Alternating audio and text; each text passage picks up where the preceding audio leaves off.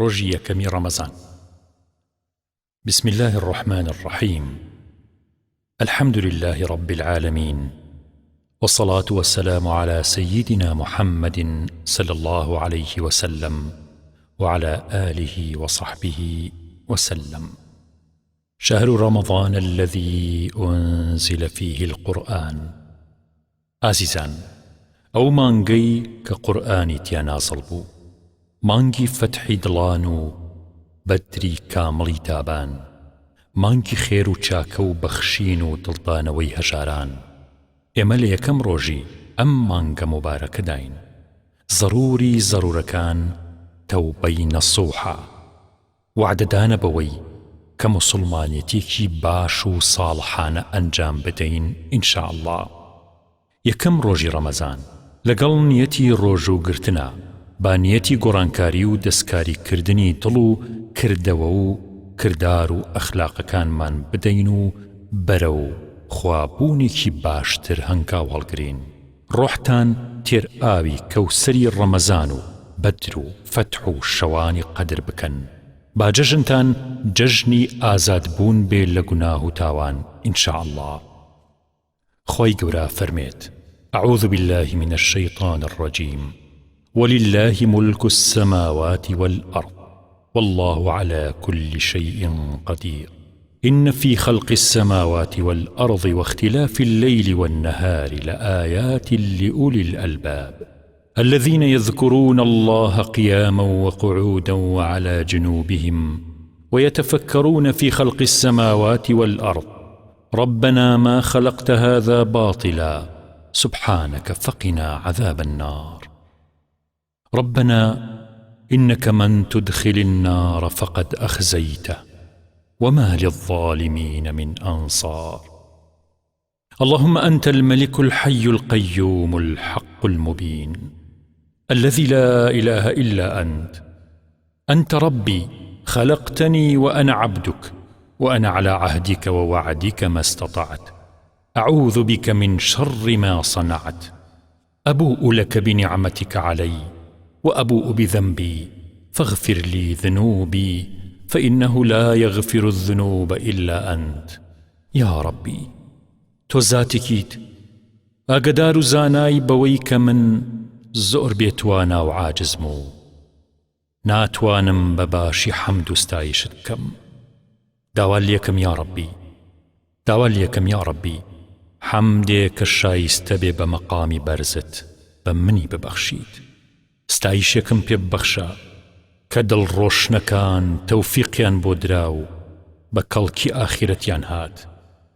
ئەو کامڵترین ستایش و حەمدەم پێ ببەخشە یا ڕەب کە بە کەڵکی قیامەتم بێت، کە لە ڕێوە کەشفی حەقیقەتی ناو سیفاتەکانەکەیت، کە لە ڕێوە کەشفی حەقیقەتی ناو سیفاتەکان تەکەی بۆ بەندەکانت و لەو گەنجینەی نور و ڕووناکیە بەشیانە دەیت.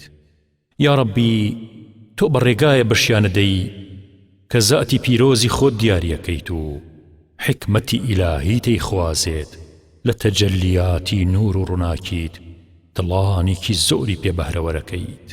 بەشمان بدە یا ڕەب. زانین و پێزانینێکمان پێ ئەبەخشیت بەو بەندانەی کە ئەتەوێت و ئەوانیش دەستیە و بەخشینەیان لە زووەوە بەرز و باڵایە یا ڕەب. بەشی ئێمەش بدە، دڵی شایستە بەو بەخشینەیان پێ خەڵاتەکەیت، حاڵیشیان بۆ دروسە بێ بە جۆرە حەمد و ستایش دەکەن بە کەسی تر نەکرێت. ئەو جۆرە حەمد و ستایشەش بە ئێمە ببەخشە. میهرەبانی و بەخشینت ئەوەندە پڕە بۆ هەر کەسێ بە جۆرێکە و ئەوەندە دەوڵەمەنی هیچ کەسێ لە هیچ کەس ناچێت، بۆ هەر جۆرێکیش بێوێنە و ناوازەیە کەنێری. فەردی عەزەم هەموو ڕۆژێک جۆرێک لە ستایش و حەمدی ناوازە ئیلهامی دڵەکەیت. حەمد و سوپاس بۆ تۆ. خۆ ئەگەر دڵ گەڕیدەی بازاری غەفڵەت نەبوو بێت، مەزهەرێک لایق بە کەماڵی ئەقدەس بێ، ئەوە پیشانەدات.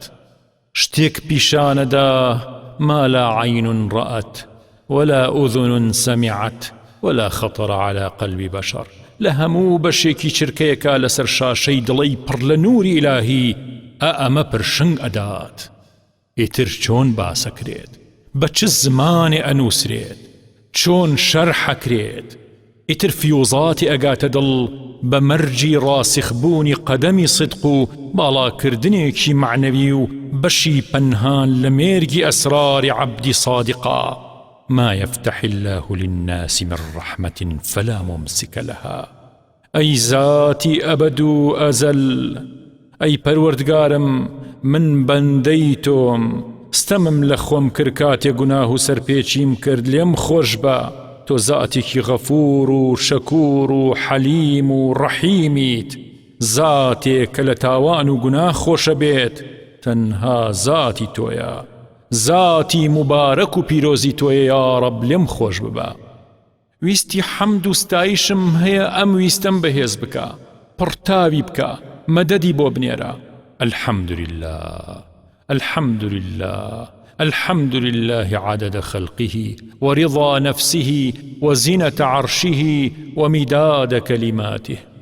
مددي بو بنيرا هتا بردوام بيتو نكجيت ويا رب تو شايني حمديت يا رب ببي حمد أمهم وتبي بخشيوم أمهم وفضلت بيقياندوم إحسانت بپرتاو بيمقات من گناهكم و إحساني توكم ناكا لشوني تومتو بدقمانان دام نانيتو لكناري صديقين جيبيكم بيأديت. حمد بوتو يا رب هتا صديقي صادقين بكمو فير بمليانوا هتا لوحشتي كاذبين دور بمو تريكي تاريكي أو دنياي نفاق بكم. حمد بوتو يا رب حمد و سناء استايش بوزاتي حق تعالى. الحمد لله حق حمده، الحمد لله عدد خلقه ورضا نفسه وزنة عرشه ومداد كلماته.